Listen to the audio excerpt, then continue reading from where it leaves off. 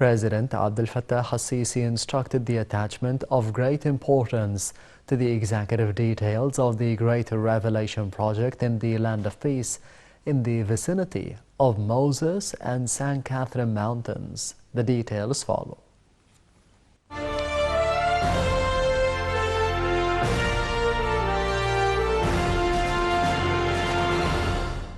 President Abdel Fattah al-Sisi reviewed on Saturday the developments underway at the Great Transfiguration Project around St. Catherine in South Sinai.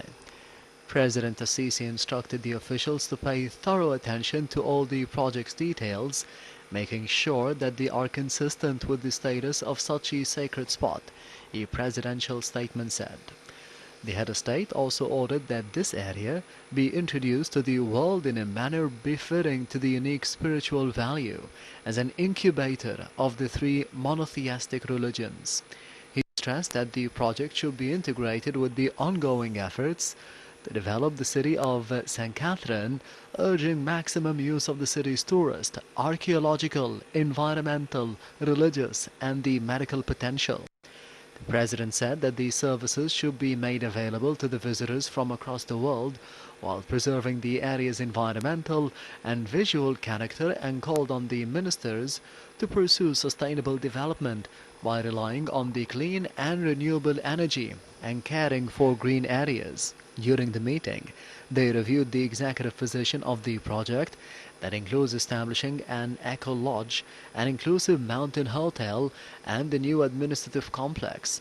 The project also includes the development of the city's Bedouin area, housing units, and pedestrian paths, and raising the efficiency of the infrastructure of the facilities, as well as the flood prevention work. Development work also includes the establishment of the Peace Square to host various celebrations, activities, and performances.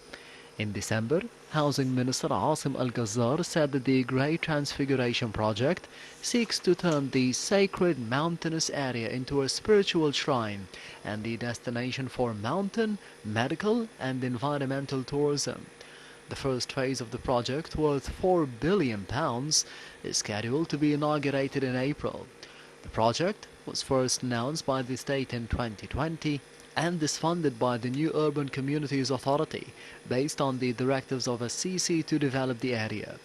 The St. Catherine area has significant historical and religious value, serving as a sacred site for the three monotheistic religions of Judaism, Christianity, and Islam. The projects to develop the city of St. Catherine include the establishment of Darb Musa pathway that simulates the historical route Prophet Moses took to reach the mountain, where he is believed to have witnessed God's transfiguration.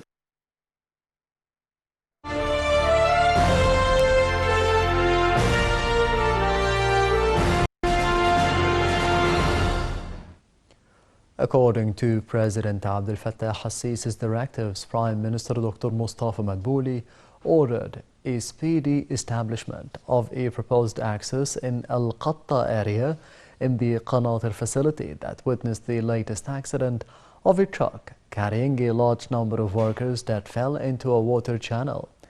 This came at a meeting held by the Prime Minister with the Minister of Transport, Kamil Al-Wazir, to review the development of a number of projects carried out by the ministry nationwide.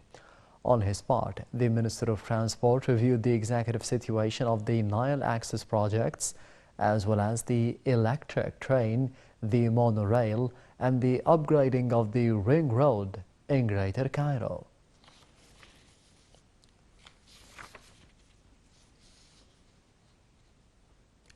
Foreign Minister Sameh Shoukry held talks in Cairo with Alok Sharm, President of the COP26 Climate Summit, who is currently visiting Egypt.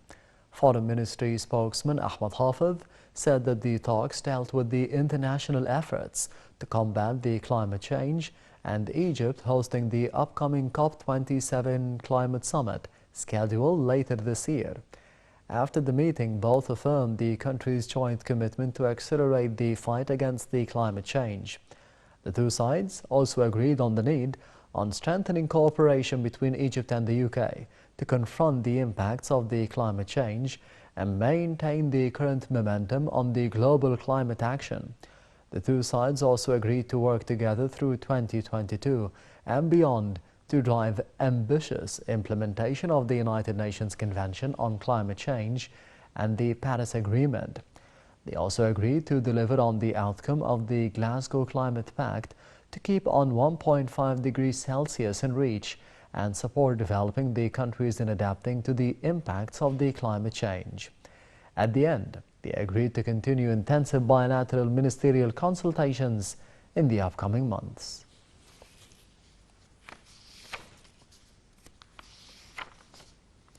According to the Center for Systems Science and Engineering at Johns Hopkins University,